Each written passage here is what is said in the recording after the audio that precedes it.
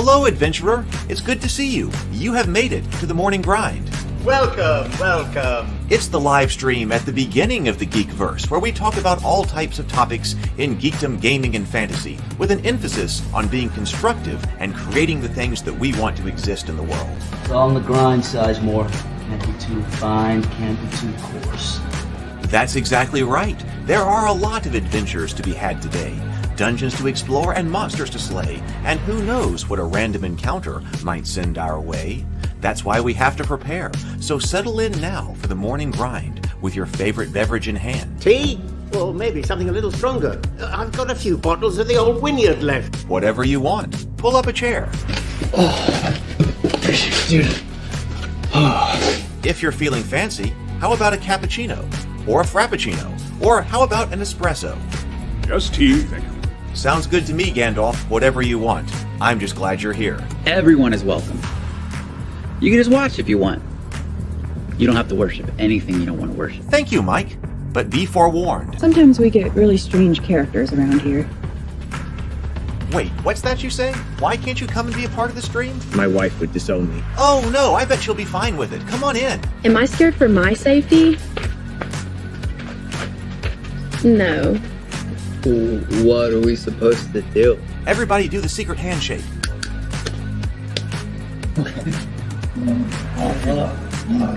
Secret cultist handshake. Oh, now do wizards who love each other. This, my friend, is a science. I still don't have gills, but it's fine. It's all on the grind, son. Can't be too fine, can't be too coarse. Dude, this would be a sick place to bring the band. Indeed it would be, Dave. It really would.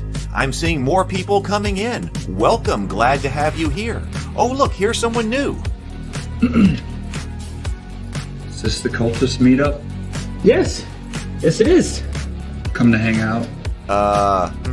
Please accept me. I have nothing else. Okay, we accept you. Everyone's welcome here. Brought some snacks. Well, that makes things even better. You want some coffee? I don't drink coffee. You sure? It's cultist coffee. What makes it cultist coffee? I'm a cultist and I'm drinking it. Oh. Then I'll have some. What exactly is going on here? I'm seeing more people coming in. Welcome, welcome. It's so great to have you. Oh, and look, here comes another stranger. Can we help you? Yes, fellow cultists. I could really use some food. Oh yeah? Welcome. We have donuts. Oh, it's me. I'm glad I'm here. I'm sure you have a few questions for me, though. What's your name? Who do you work for? What god do you worship? Great questions, Rob. I'm Steve King, and I worship Nyarlathotep. No, not really. I'm just Heath, and I won't be worshiping anything this morning. But I will be your host. Welcome to the office. We're going to have a great time. I've got my coffee ready, because now it's time for the morning grind. If you could become a fish, that would be amazing. Then I could command you with my mental fish powers. Hey, good morning, everyone. Oh, what is up with my hair this morning? There we go. Good morning, everyone. It is so good to see you. Sorry I'm a few minutes late. I was working early this morning, like from 2 to 5, then had to go back to sleep. So I guess that was the call to adventure, but then I slept later than I was intending to. Good morning, Stray. Good to see you here. August says, I'm kind of stumped on whether or not to get into Pathfinder right away. I like the idea of it, but since I've already purchased a few Pathfinder books, I want to keep going with that system. Well, maybe what we're doing here will help you out a little bit here, because we're going to go back into the Pathfinder, Starfinder box. Yeah, it will probably keep one system, wait to see if it goes on sale. Probably might do that. Might be a situation where that happens. I'm intrigued by Starfinder, even though I mostly keep away from trad RPGs. Hello, Neuromancer. Good morning. Hey, Zero the Blade. Oh, that's all right. Work is important. See what's going on with work. All right, so we are going to be looking at the Starfinder box set today, like we said. So we're going to go into a bit deeper, probably take a look at trying to figure out exactly how to play. We did the solo play box, or the solo play last time. So we're going to go a bit deeper into exactly how to play. I actually wish there was a bit more meat on that. I guess it's a pretty good introduction if you just don't have any knowledge at all. But I do wish actually those were the solo play were a little bit more meaty than it ends up being. All right, hey Rambler, good to see you, and Pan Smith and Retro Nerd Girl. Wow, everybody's here this morning. This is a popular day. So Pathfinder is not on the first edition of Pathfinder. Starfinder, yeah, Starfinder is based on the first edition, right? Yes. And we were finding that out, especially when we were like, okay, what's the action economy? And it's not the 3 action economy that Pathfinder 2 is on. Hey, guitar guy Nick. All right, hey, let's go to the morning messages, and then we will breathe, and then we'll talk about the upcoming members only stream and other things going on. So, all right, let's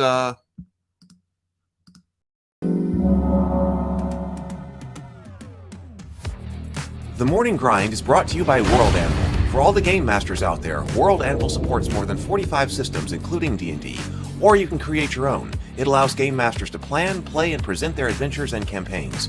Use the code MORNINGGRIND to get 40% off yearly subscriptions. The Morning Grind is also brought to you by the Cool Name RPG. Cool Name is all about building a new fantasy RPG with a dream team of RPG designers and then giving it away free to the world. Support its development now on Kickstarter.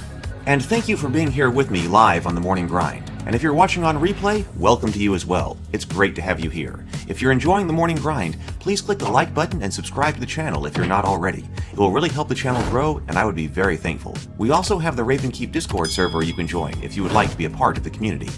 Alright, that's what you need to know. Let's get to the main topic. Alright, so thank you everybody for being here again. Let's see, this afternoon I have a meeting with Brianna, and then I need to schedule the stream, but Brianna and I are going to be talking again about story on Table Talk tonight. So that's going to be at 7:30 p.m. Central Time. So I will put that out, and then I'll put that out here on YouTube and do that. That way people can click the notify me button, but then I'll also put it out in the Discord channel. So that's going to be coming up. Also, we've got our first members only live stream that's coming up on Sunday at 4 o'clock p.m. Central Time. I put out a post that if you have questions or things you want to talk about, you can put them in there, especially if you're not going to be able to be there. I can take a look at questions, topics you want to cover, or things that you want me to say or talk about, and then you can catch that on replay. So if you're interested in being part of the members only chat, and it doesn't have to be this topic, but 2 topics that seems like have come up that people are interested in that we don't really get to talk about that often here on this on the channel are things like our EDC and our concealed carry. So if you want to talk about those things, those might the members only live stream might be a good time to do that. So, all right. So that's what's going on, I suppose. Let's breathe and sip. So let's 2 deep inhales and then complete exhales and then a sip. Got your beverage ready?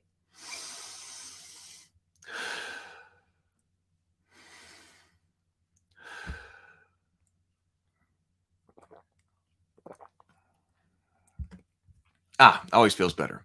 Neuromancer says Starfinder is kind of an in-between edition, sort of. I wonder why this light over here is flashing. Let's take that. Yeah, so it was made after Pathfinder, the first edition, but before the Pathfinder second edition. I suppose there are probably things about second edition Pathfinder they'd be bringing over to Starfinder if they were to do another edition. But actually, we're not clear on when exactly that's going to be happening. Eric Mono was talking about that. All right, so I got the Pathfinder beginner box set right here. And what I thought we would do then, the downside to these boxes being like this is that it's difficult to get stuff out of. The Game Master's Guide, I want to take a look at there. The player's guide, and we're going to skip over character creation. We'll do character creation last, like we've been doing traditionally with the RPGs. Game Master's Guide, Hero's Handbook, because we could tell, hey, we looked at these last time because this does kind of give us an idea of what the actions are, because we're like, hey, wait a minute, what's going on with the 3 actions, but there's not one? Because each turn you take exactly 1 action, and you may move before or after you take that action. So this is a 1 action plus movement kind of economy. And move is optional. Take actions include attack actions with a melee, range, hinder, or support. Use an item, use a skill, use a special ability, cast a spell, extra move, or defend yourself. So that's how we're going here.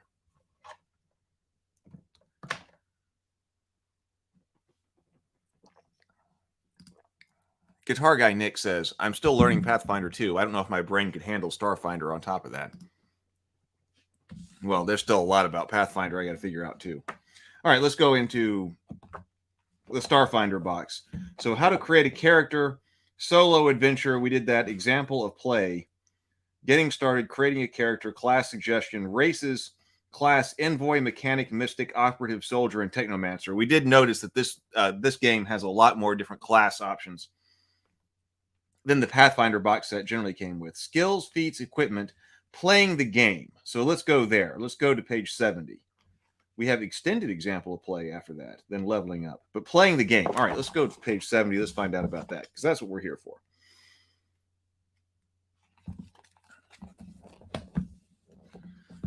All right. So now that you have a character, or used one of the ones that are, Guitar Guy Nick says there are some super cool classes in the system, though. Well, it sounded like it. The ones that we were looking at that came with pre-made characters sounded pretty interesting. It sounded pretty interesting. So, all right. So now that you have a character, it's time to look at the rules for playing the game. Playing the game usually happens in one of 2 modes, exploration or combat. Exploring the game world happens at a very different pace than combat. Entire days of in-game might pass in seconds of real time as you and your group of adventurers travel from one planet to the next, but you may spend an hour in real time negotiating with a space pirate to free an alien hostage. The game master usually sets the pace of the game, but is also influenced by the decisions of each player. Encounters. When playing your encounter, you'll have many encounters. When playing your character, you'll have many encounters. Let's see. I think we know that. So this may be like running with a bartender or something like that. So that's what an encounter is. We kind of know what RPG stuff is. But let's go over here to skill checks and ability checks. I also think we basically know that we're going to be using a D20 plus modifier in this, but let's see what it says, because there can always be surprises there. So when you're playing an encounter and coming up with creative solutions to problems, you'll often attempt difficult tasks that aren't guaranteed to succeed. In these situations, the game master might ask you to attempt a skill check or an ability check to determine if you succeed or fail. When the game master asks you to attempt a check, roll a 20-sided die, also called a D20, and add a specific number. The higher result, the better you did. Meanwhile, the GM sets a target number called a difficulty class to represent the difficulty of what you're attempting. If the result of the check is equal to or greater than the DC, you succeed. Otherwise, you fail your check and you have to figure out another way to accomplish your goal. So pretty standard stuff right there.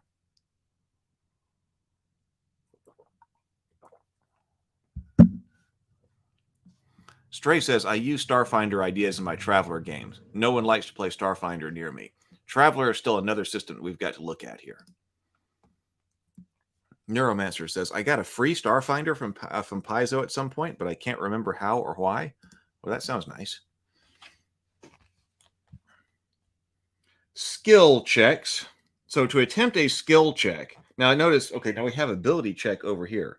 So skill checks and ability checks are distinct here in this game.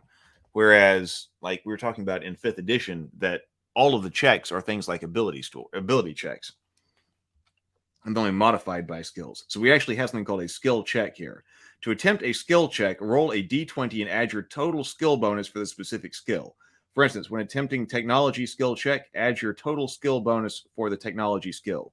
You calculated your skill bonus during character creation, and it includes your class skill or trained bonus, relevant ability modifier. So you're still using your ability modifier here in your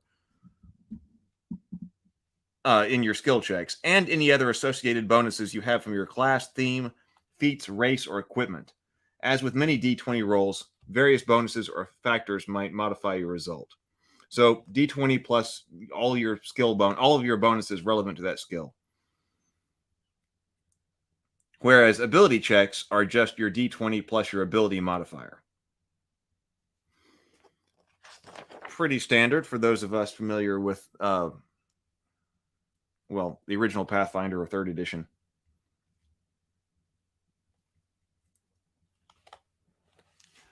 Let's see. Maybe it's because Neuromancer is just so cool. So, regaining daily use abilities and spells. Some abilities, such as the mechanic's Neural Shunt or the Lashanta's magic racial trait, has a limited number of uses per day. To regain uses of these activities, 24 hours must have passed since you last used these abilities, and you must have rested 8 continuous hours during that period.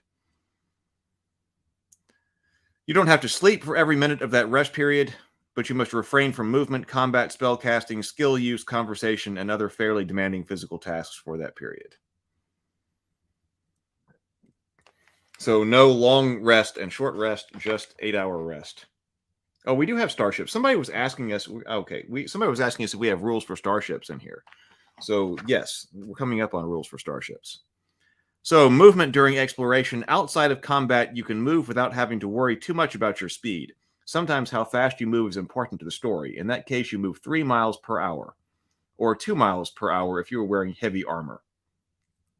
You can move at these speeds for up to 8 hours each day. Moving more than 8 hours in this way tires you out and deals 1d6 damage to you for every hour after those 8 hours. Well, that's new. That's the first time I've seen that the forced marching is actually doing damage. Losing hit points.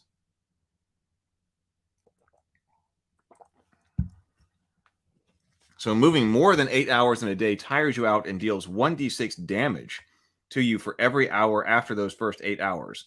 You can choose to hustle at doubling the speed, but only for 1 hour. After 1 hour of hustling, you take 1 damage and gain the impaired condition, page 87, until you rest for 8 hours. For each hour of hustling after the first, you take 2 damage. So I guess that means, we're operating kind of in a inflationary hit point environment again, since this is, based on 3rd edition and so forth. So the higher level you are, the more you're going to be able to take damage because of movement. This is the first one that I've read that does that. These speed are for characters, and then the hustle, of course, I guess that's like if you've got to get out of here. Forced marching, you're taking damage, but hustling is like, okay, we run from the dungeon or whatever it is. Of course, I don't know, the space dungeon here, and now I've got to get out of here. These speeds are for characters walking on a road or well-worn path. Moving through wilderness can reduce your speed by up to half. Your GM will tell you when the terrain reduces your speed, and might also allow for faster travel in places where you have access to vehicles.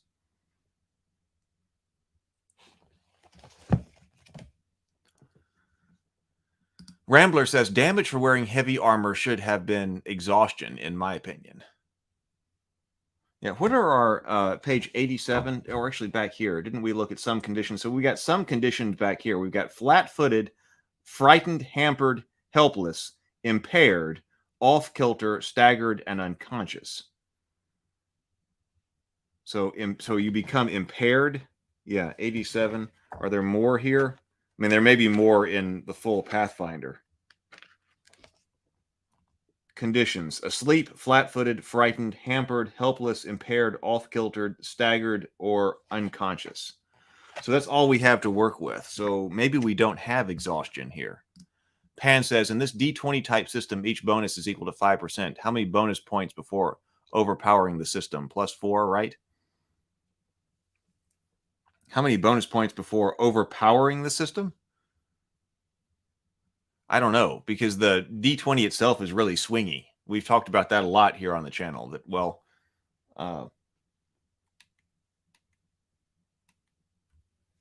the D20 itself is really swingy and really random and often overwhelms even something like a +4.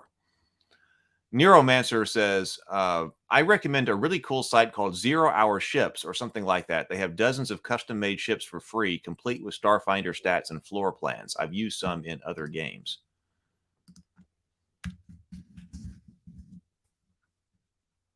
Zero-hour ships? 0 Hour Starfinder ships.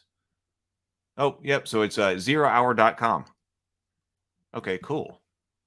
Thank you for letting us know that. By the way, I was still trying to figure out the gifting subscriptions, and it told me someplace else to potentially go and click a button or something like that. But I'm in there now. Let me try one other thing, because you'd think that I would be able to do that, but there must be some other button or something that I'm gonna have to call their help or something, because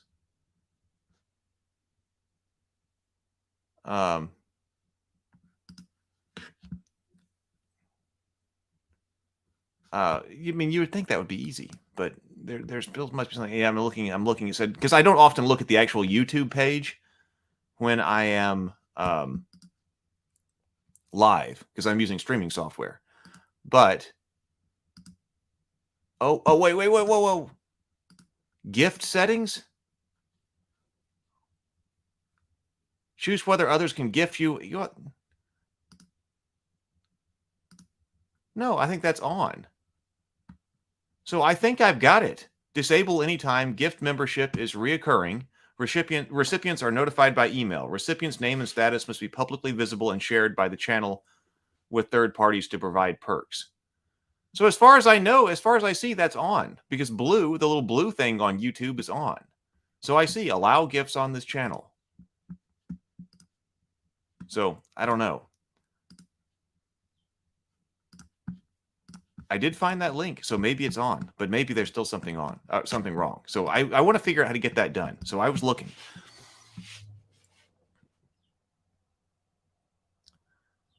It did look like all starships. Oh, hey, Arm. Good to see you. Welcome. I have been watching more, the new Harry Potter game. R has been playing the new Harry Potter game over on A Positive Fandom, and I've been intentionally sitting here at the computer working as much as I can, and so she's been playing quite a bit. So it looks beautiful. It looks beautiful. I don't really know anything about that game, although I know that it's being streamed all the time. But it does look beautiful. It looks a lot of fun. I haven't been able to actually figure out what the plot is, but because I'm just in and out. But God, it looks beautiful. Guitar Guy Nick says AFK Starfinder is meant to be something like 1.75e Pathfinder 1. Right. Neuromancer says, unlike 5e in science fiction and Pathfinder, in Starfinder and Pathfinder, there are so many bonuses for AC and attacks, and you can get like +1 per level to everything, kind of like back in the 3e days. The most of the time, it's a zero-sum game. So having +10 to attack just barely helps you match someone else's 10 levels ahead. Oh. So it does play. So it plays significantly differently, is what we're saying here, than 3rd edition. Let's say Light and Darkness. Your adventure can take you all over the galaxy, from distant orbiting suns to the brightly lit starship docks of bustling space stations. But you're just as likely to find yourself exploring a moonless planet, jungle at night, or walking in lightless corridors of a derelict ship. In those situations, having some way to help you see in the dark can make all the difference. So we did notice that it seemed like a lot of our races had dark vision. So androids, Vesk, Yasaki, and other creatures with dark vision can see normally up to 60 feet in darkness, although everything appears in black and white. Creatures without dark vision have trouble seeing anything, which can make combat in dark environments more difficult for them. Okay, so we do have something about environments here. Each environment presents its own unique challenges and encounters. I guess if we're going through this in the order in which it were designed, the original Pathfinder to Pathfinder 2nd edition, like they've clearly expanded a lot on the environments here. Like giving you, so we got environment stuff here. Let's take a look at some of these. But it seems like in 2nd edition Pathfinder, there's actually a lot more mechanical effects that they're listing out for those environments in Pathfinder 2nd edition, which I liked, which I thought was good. Last Phoenix says it plays differently from 5e and Pathfinder 2. In 5e, they did the bounded accuracy thing. From levels 1 to 20, your attack bonus goes from like 2 to 6, and AC has a much more limited modifiers to keep it within that range. So it says, for instance, let's take a look at space, because that's a new environment since this is Starfinder. With the help of your armor or a spacesuit, you can even have adventures in space. You might find an abandoned starship overrun with undead bone troopers, explore the surface of an airlock, floating in space and discover it's infested with asteroid lice, or track down a problem on the exterior of a space station and run into a rogue security robots. When you'll be prepared for harsh conditions of space, there are more dangers than just surviving in a vacuum. But it doesn't provide you more information. Now, it might in the actual full-fledged Starfinder box, but clearly they've upgraded that in their new book, like Pathfinder 2, to make sure you have a lot more information. Okay, so now we do have starships. So how do we handle starships in this game? So we've got 4 different examples here. So I'm interested. People ask about that. I don't know if it's actually something about starship combat. We got combat over here, but that doesn't look like starship combat. But let's see. So like Ring Worker's Wanderer, one of the Ring Worker's most versatile models. The Wanderer evolved out of early aerospace fighters and space planes and still maintains much of their sleek design. Many organizations and governments use a slimmed down and armed up version of the Wanderer, sometimes called a Star Wasp, for planetary defense or short range fighter. Star Hive drone MK3. As befits their names, drones are extremely common and used as freight haulers, personal transport, light colonial defense, and more. Despite the mass production of these ships, Star Hive takes a natural Shurin pride in making sure each ship's iridescent paint job is unique. Nikodorma dropship. This thing right here. Styled as a miniature version of a larger Vesk warship, the Norikama dropship is designed as a fleet transport ship, but has no problem picking fights on its own. And then the Sanjval Vagabond. The Sanjval Vagabond class multi-purpose light transport freighter is a versatile workhorse with a reputation for durability and reliability. In service for over 100 years, Vagabonds are still regularly used as cargo haulers, smuggler ships, and exploratory survey vessels. It seems like, yes, if this were Pathfinder 2, we would be expecting more crunch on that. So it says, while the Starfinder Beginner Box is a game of daring spacefarers trading laser blasts with hostile aliens and rogue robots, adventurers still need to travel between brightly burning stars and strange, unexplored planets. That's where starships come in. From the smallest transport shuttles to the largest battle-ready dreadnoughts, starships are an important part of Starfinder. They defend orbital space stations from raids by space pirates, engage enemy fleets during massive interstellar conflicts, and explore the deepest reaches of space. But at their simplest, they allow the heroes to explore the stars in search of adventure. A group of characters might crew its own starship, using it as a mobile base of operations, or a party might book passage on somebody else's starship to reach its destination. Exactly how you use starships in your game is up to your GM and other players of your group, but mainly they're here to tell you what they want, the stories you want to tell. So we do say normally, it says normally using a starship doesn't require any actions or skill checks unless the GM makes that part of the story. See the pilot task of the technology skill on page 51 for information about starship skills and checks.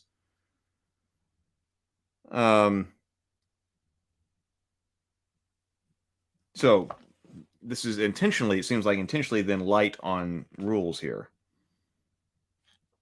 So the Drift. The Drift is a recently discovered hyperspace dimension that can be reached only by technological means. Approximately 300 years ago, the machine god Triune revealed itself with a broadcast of plans for a starship drive that could access the previously unknown dimension. Thousands of cultures received this information simultaneously, which changed the face of the galaxy in an instant.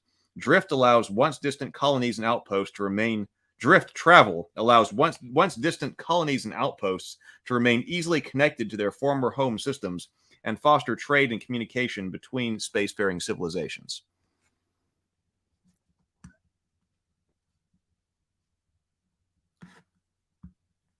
In Starfinder, your ships level up?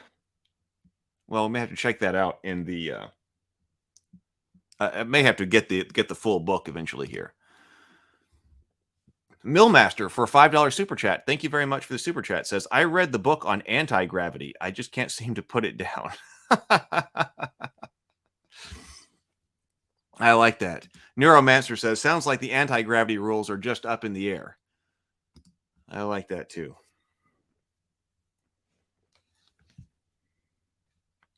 Starships use drift engines to travel to and from the drift. So like we're using like hyperspace from Star Trek. Is that basically what's going on here? Or Star Wars? We're going Star Wars like hyperspace through the drift. Starships use drift engines to travel to and from the drift, navigating with the aid of so-called drift beacons, inscrutable devices usually placed throughout the galaxy by priests of Triune. The drift itself is a mysterious void of scintillating patterns of pink and purple light. Kind of sounds like, hyperspace. In Star Wars, it's possible for a ship to enter the drift at one point, travel a short distance, and then pop back out in a vastly different location, circumventing the space in between. In this way, ships can travel between star systems thousands of light years apart in a matter of days or weeks. Your GM has more details about the different regions of the galaxy, including the time it takes to travel between planets between far-flung systems. See page 59 of the Game Master's Guide for more information on space travel, the drift, and the galaxy at large. Oh, so is there more stuff on that in here? We'll go into this here. So inside the Game Master's Guide, we do have an adventure, game mastering, building an adventure, the environment, Absalon Station, the galaxy, alien adversaries, random encounters, and where to go from here. That doesn't really tell me, but it says something about page 59. Beyond the Packed Worlds, space travel. Okay, so we do have more information on space travel over here in the Game Master's Guide, which I guess makes sense. So this is the player's guide that we're looking at right now. So it says, the starships illustrated above are only a small sample of the myriad of starfaring vessels that can be found throughout the galaxy. Many planets and civilizations have their own unique starship models, but ships generally aren't exclusive to the civilization that created them. Instead, they reflect the stylistic differences in starship design due to the cultural heritage and preference for manufacturers. Let's see. The galaxy is home to hundreds, if not thousands, of starship manufacturers, each with its own unique models and specifications, and many of these have been modified further to meet the goals of their clients. While more unusual ships aren't shown here, they do exist somewhere in the galaxy. Whatever your specific needs, there's a starship company out there ready to build or sell you the perfect ship. So kind of short on crunch here. So, I mean, when we're talking about playing the game here, I think we're still going to get into combat specifically, but basically we got skill checks and ability checks, which are awfully similar to each other.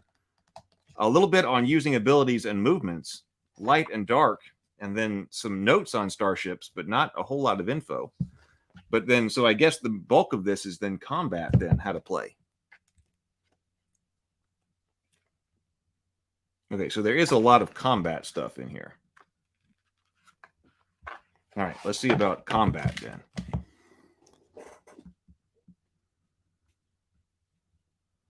Is the word hyperspace copyrighted?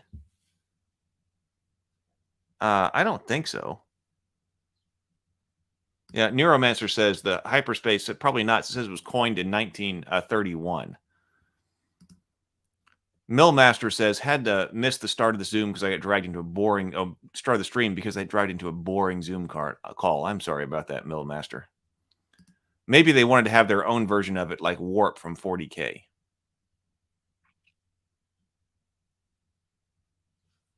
It does sound more mystical, and this is supposed to be like space fantasy. Now, some people consider Star Wars space fantasy, and I understand that as well. But yeah, they may want it to be more mystical because that's something has to do with the priest and the god that's given it, right? Rather than, well, it's technological, but it's also got that religious element to it as well. So, all right, we do have combat here, but this is individual combat. We're not talking about space combat, it looks like. So we've got our standard 6 seconds of game time. The turn is set at the beginning of each combat. Turn order is set at the beginning of combat using initiative checks. Each combatant rolls a d20 and adds their total initiative bonus. You calculated your total initiative bonus during character creation on page 17. So initiative bonus.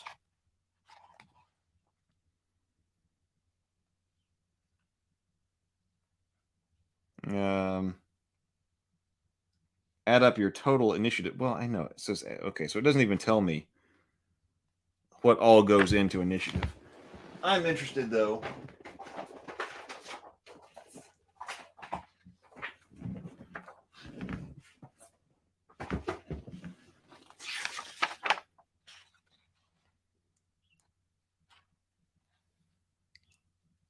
It's dexterity.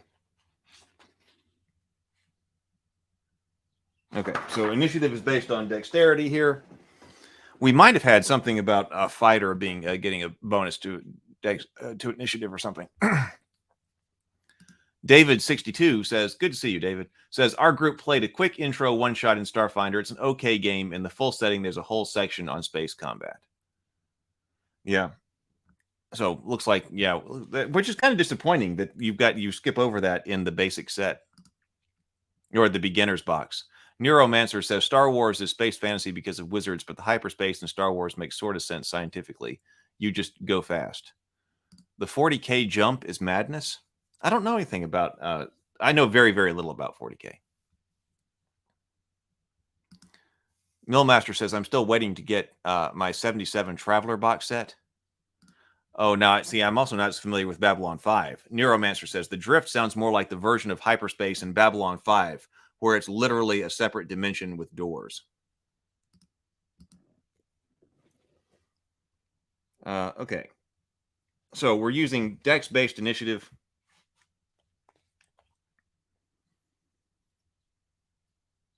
And then we're sticking with that order. So again, that's our problem with this type of system, or has been my problem with this system. So that's like that envoy got a +2. So basically, this is a very random order determination for combat. D20 plus a total initiative bonus, which for that person was +2. So everybody establishes this, and then the round starts in the same turn order. So effectively, you got to roll and then...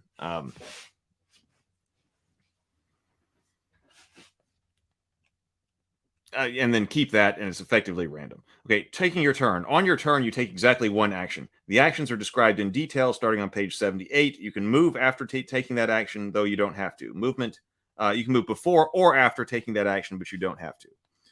So the combat map, measuring distance, and every second diagonal counts as 5 extra feet.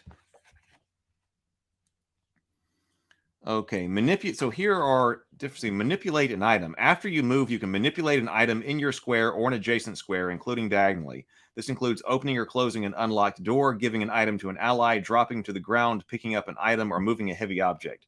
You can do this even if you move 0 feet, but you give up, but not if you give up or lose your move.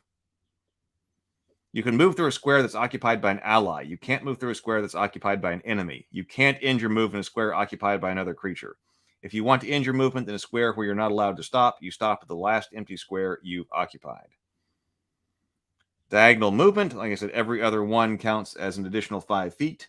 You can't move diagonally past a hard corner, such as the corner of a building or a vehicle, but you can move diagonally past a creature or even an enemy, or past less rigid objects, such as plants.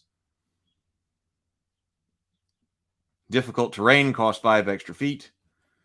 We also have rules for flying. Some creatures can fly, allowing them to use their move in any unblocked direction. A flying creature can gain or lose altitude, or even move freely in 0 gravity. When you're flying, increasing or decreasing your altitude takes an amount of movement equal to your change of altitude. For example, if you want to fly up 10 feet and then forward 20 feet, that takes 30 feet of total movement. If you would have been flying at the beginning of your turn, but you gave up or lost your move for the turn, you fall and likely get hurt. Flying creatures can ignore extra movement costs for difficult terrain, though the GM might decide that a dense tree canopy or web of chains counts as difficult terrain for flying creatures. So, actions. Attacks. And this seems probably going to be the basic stuff here. So, ranged attack. Most common attack type is most common action in combat is an attack. Attack rolls, D20 plus attack bonus. Calculate your total attack bonus during character creation with relative ability modifiers and so forth. Everything's got an armor class. Armor class is equal to 10 plus armor bonus plus dex. Damage, you deal damage after you hit. It says there is minimum damage. You always deal at least 1 damage, even if penalties would reduce that by 1.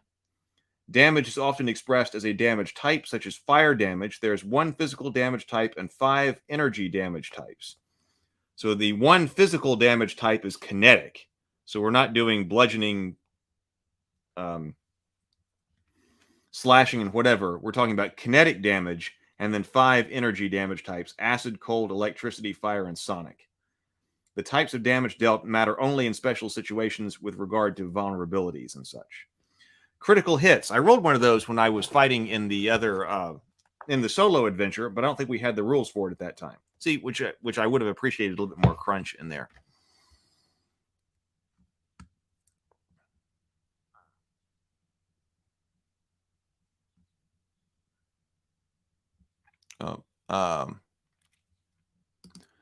The Last Phoenix says 40k, they literally jump through hell with use of psychers, and those psychers go mad die because demons eat their psyche. Sable Phoenix says, for some reason, I can't get into D20 for science fiction, even science fantasy. I think a big reason is that the combat system is so melee focused. Talking about the Narnia being hyperspace here, Neuromancer says, prepare to initiate the jump into hyperspace. Everyone get in the wardrobe.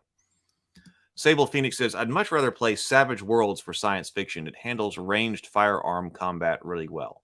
Well, and you know what? It's interesting that Pathfinder has a Savage Worlds edition, but as far as I know, there isn't a Starfinder Savage Worlds edition. Maybe that would be a good one. For some reason, Savage Worlds just does not stick with me. I've been over its rules a couple of times, and we went over Savage Worlds on the morning grind one day, but man, how exactly you play that game, for whatever reason, just does not stick in my brain. I'm going to have to look at it again. But I do actually have the Pathfinder for Savage Worlds over there, so we will take a look at that sometime. 40k lore is so deep and wide, it's a rabbit hole that many don't come back from with their sanity. Millmaster says. Yeah, I know. A lot of people can get really deep into that one. I just didn't, whatever version of the game I played, I didn't really care for. And so I played a little bit, like as in one test game. Maybe I should have tried it again. But I was like, it didn't really impress my brother and I. That's probably heresy. But I would try it again. I think we talked about being some things I'd like to paint, but it's kind of hard to justify just painting up an army. Automatic misses. Okay, so critical hits, we were saying that is a natural 20. When you use the melee or ranged attack action and get a natural 20, your hit comes up. You hit regardless of your target's armor class. So you hit on a natural 20, roll damage dice twice. You roll. Now, this specifically says you roll your damage twice. Not just double damage, but it says to roll the damage twice, adding any bonuses and additional damage from special abilities both times. Then add both results together and determine the total amount from your attack deals. 1 is an automatic miss. Melee attacks are D20 plus total melee attack bonus. If you are larger than your enemy's armor class, you hit. Melee damage equals to weapon damage plus strength. Ranged attack. You use a ranged attack such as a small arm or a long arm. You've got to be within your weapon's range. D20 plus total ranged attack bonus, generally based on dex. And then your ranged damage just is equal to your weapon damage. So hinder foe. I did notice that was one of our actions over here. So one of our attack actions is hinder foe. So what does that mean? Hinder foe. It says, try to keep an enemy from moving on its next turn. Choose an enemy in an adjacent square, including diagonally. Make a melee attack roll against it, page 78. If your result is equal to or greater than the target's armor class plus 6, you hit. Target's armor class plus 6. If you hit, you deal no damage, but that enemy loses its move on its next turn. Huh.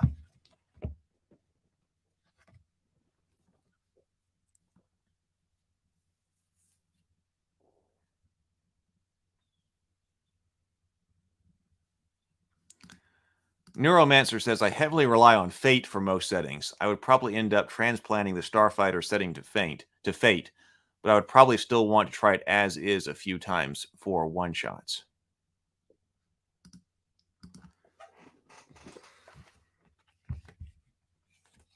Support fire? Oh, yeah, support fire is another thing you can do. That's the first time I've seen something like hinder foe. You know, it's not grappling it or something like that. So support fire. You attempt to provide support fire for your allies, making it easier for them to hit an enemy or to avoid attacks. Choose an enemy you can see. Make a ranged attack roll, see above. If your result is equal to or greater than 15, no matter what your enemy's armor class is, you hit. If you hit, you deal no damage, but you choose one of the following. That enemy takes -2 penalty to its armor class until next turn, or that enemy takes -2 penalty to its attack rolls until your next turn. A creature can be affected by only one support fire action in time. You can't use grenades for this action. So hinder foe and support fire are new.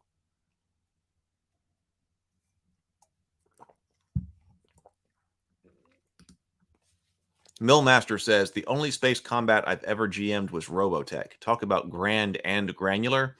Those battles are insane. And I've also never done Robotech.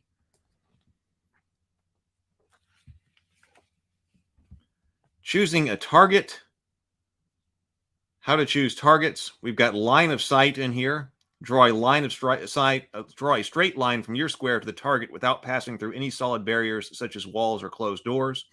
Other creatures don't block line of sight. Range, cover. Cover makes it more difficult for creatures to hit one another. To determine whether a target has cover from your attack, choose any corner of your square. If any line of this corner to the target of your target's, the corner of your target square passes through a square or border that provides cover, or through a square occupied by a creature, the target has cover, gaining +4 bonus to its AC.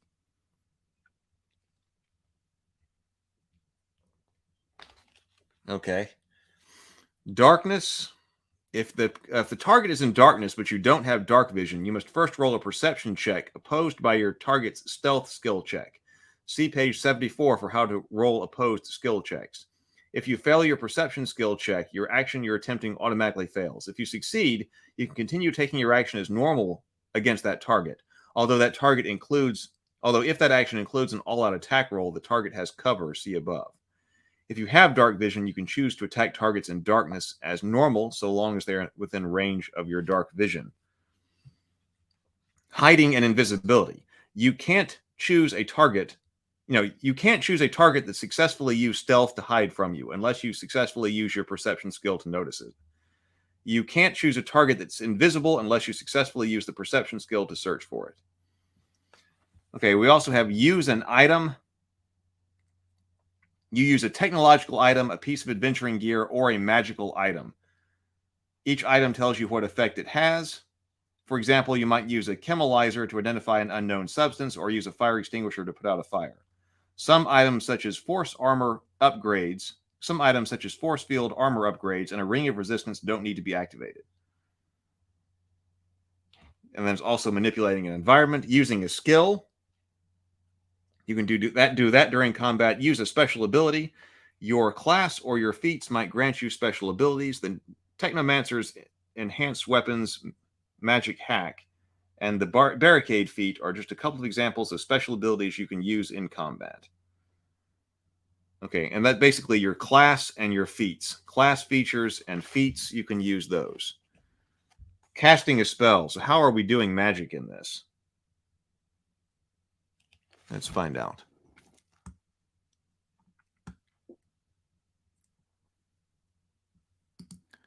Neuromancer says, I can't find hinder foe in core. Might be a simplification of several debuff actions. Oh, well, that's interesting. So that was debuff. Oh, God. Hinder foe was the one that prevented the person from moving. So maybe it is a simplification of other stuff inside the core book.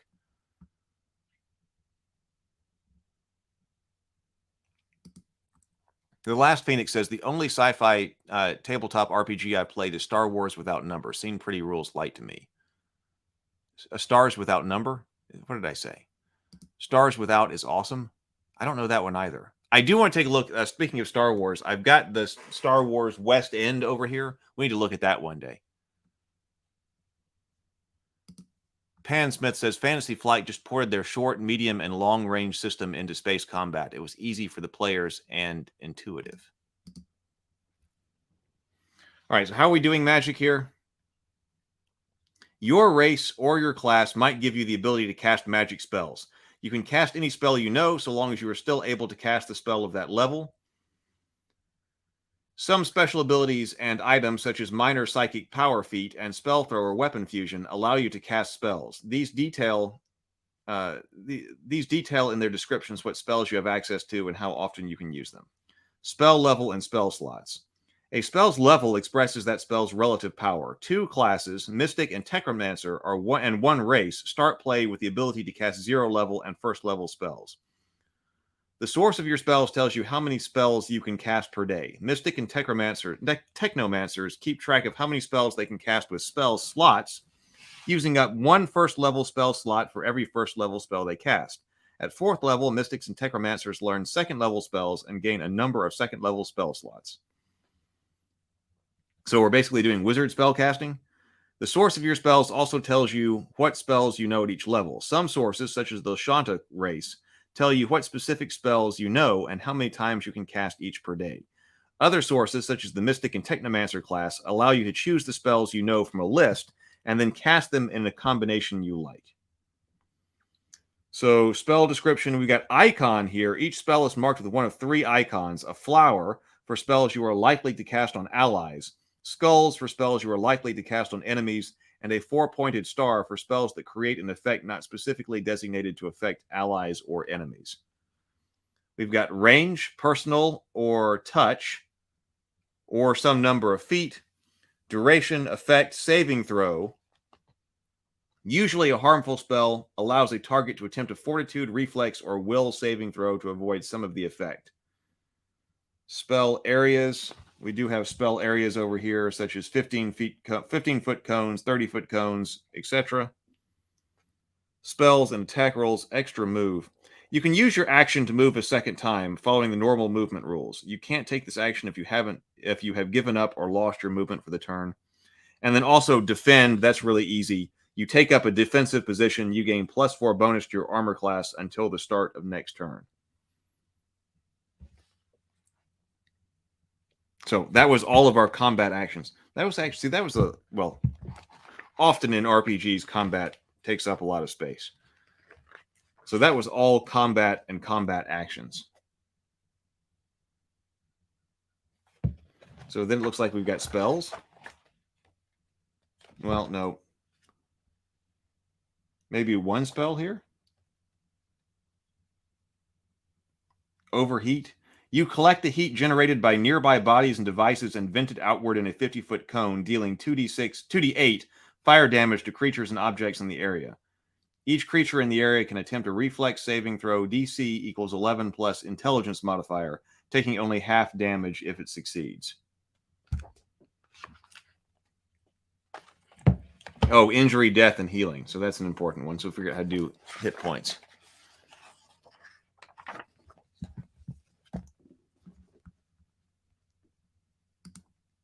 See you later, Vision.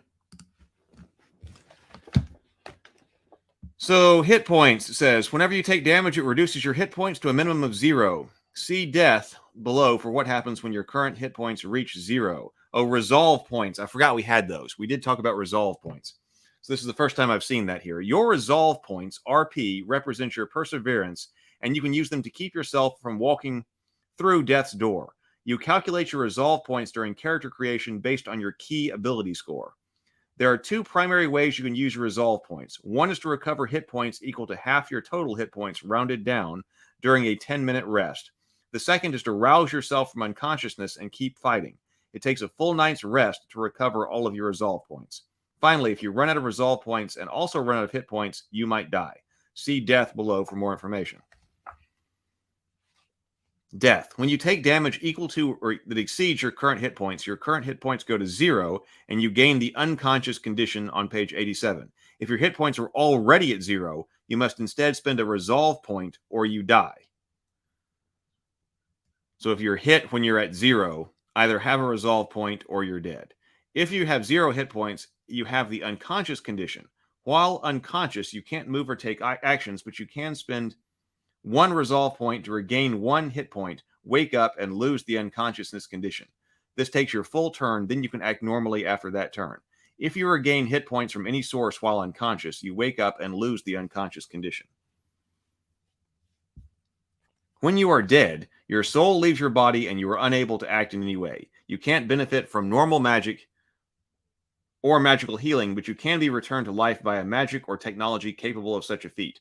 The Restoration Gauntlet, page 68, is one such example, but the GM might allow for other methods of resurrection, such as an experimental medical procedure or a powerful spellcaster.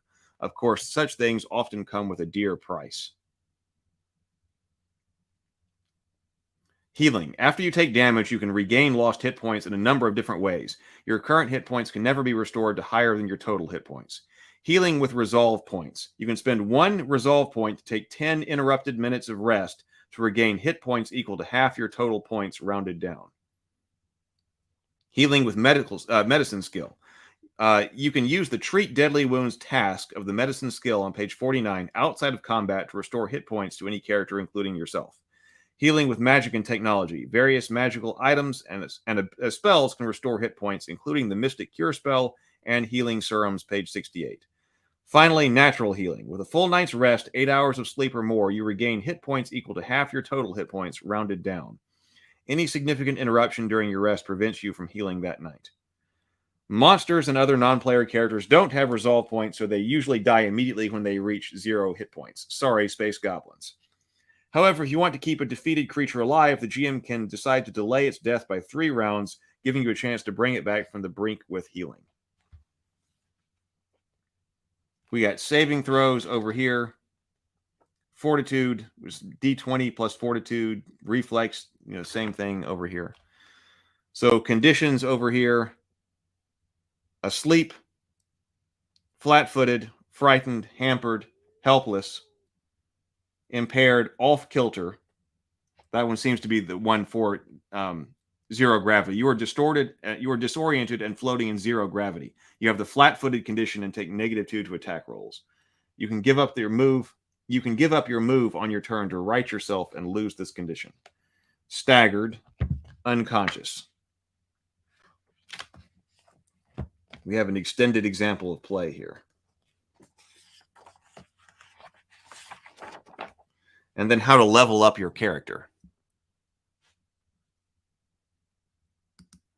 Pan Smith says, another cheat death rule. Hate them. Yeah, so I wonder why they went with the resolve points. Do we have exhausted? Let's see, but maybe exhausted. That's the second time exhausted has come up. So I don't see exhausted here in the conditions here. We don't have exhausted. So exhausted isn't a thing. I noticed we were taking hit points of damage when we were moving too far during exploration. So I don't see exhaustion here. Maybe it's in the other system. So maybe it's in the full system.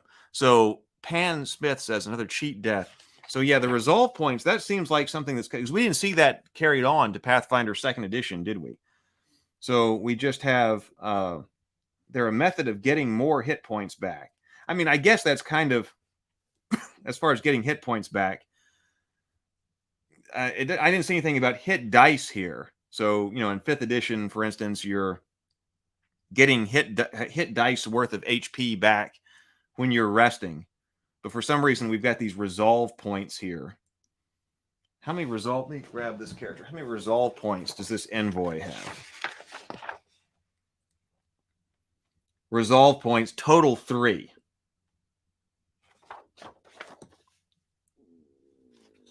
So she could take 10 minutes 3 times and get half of those back.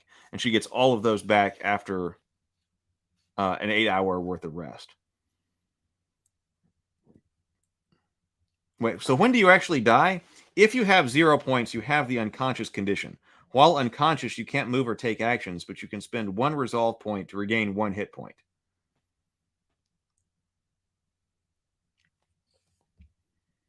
Because this said that if your current hit points go to 0 when you lose them all, if your hit points were already at 0, you must instead spend a resolve point or die. So somebody has to come up and kill you? Is that what that's saying here?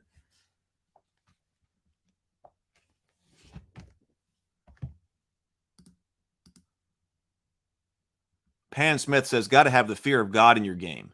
0 hit point is your only real tool. Yeah, this is what it's seeming like to me too, Neuromancer. Yeah, lose your hit points. You know, that's an important thing to manage. Your hit points. Don't lose those. But Neuromancer says it sounds like you have to get coup de grace. That's what it kind of sounds like to me too.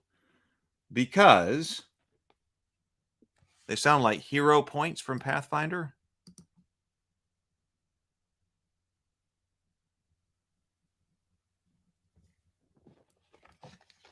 Because, yeah, so you gain the unconscious condition. If your hit points are already at 0, you must instead spend a resolve point or you die. You know, it does say that you automatically inflict at least 1 point of damage with a successful hit. So if you are unconscious, where's our unconscious? You are knocked out and have the helpless condition. So you are also helpless.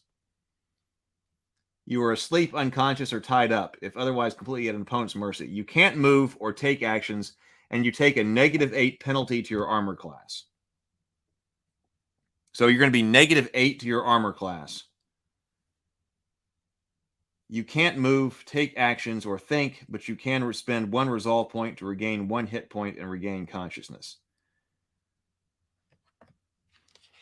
So you've got to be taken out, assuming you have resolve points. You've got to be taken to 0. You drop unconscious. You're at -8, and then something else has to shoot you.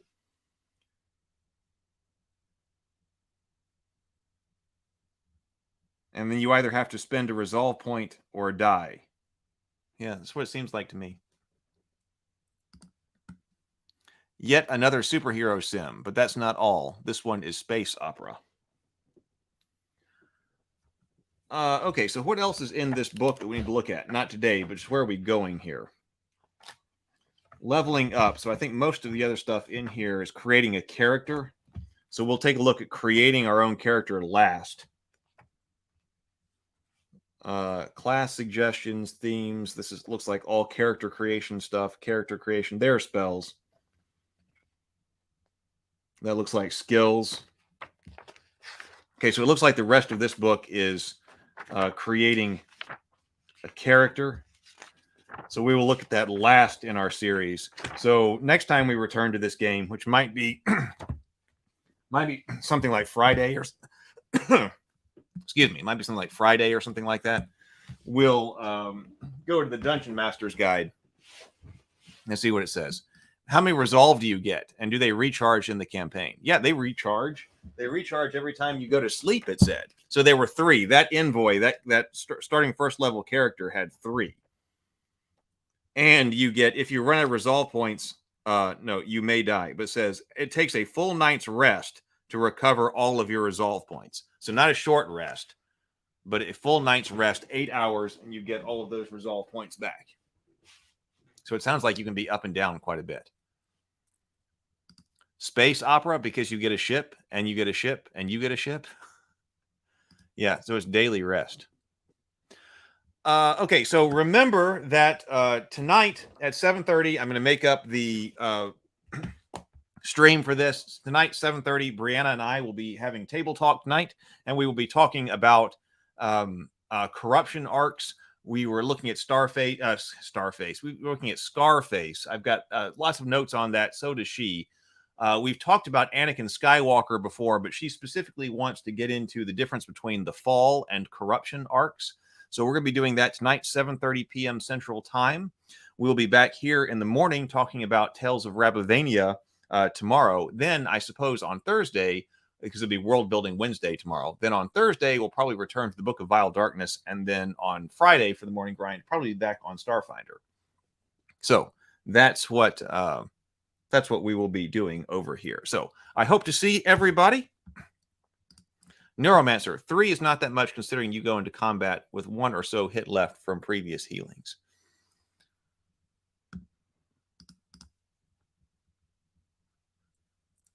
I don't know. I'm still trying to decide what I think about it. All right, everybody. Yes, please do hit the Discord.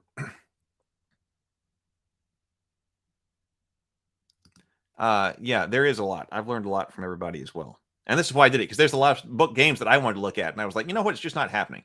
So why don't I do them live? And other people might enjoy it as well. All right, everybody. So I will see you tonight in the Discord server. Stray just put that up. I'll see you in the Discord server. And I look forward to seeing you tonight. We'll be talking about storytelling with Brianna, one of everybody's favorite things. So I will see you then. And until then, everybody grind on.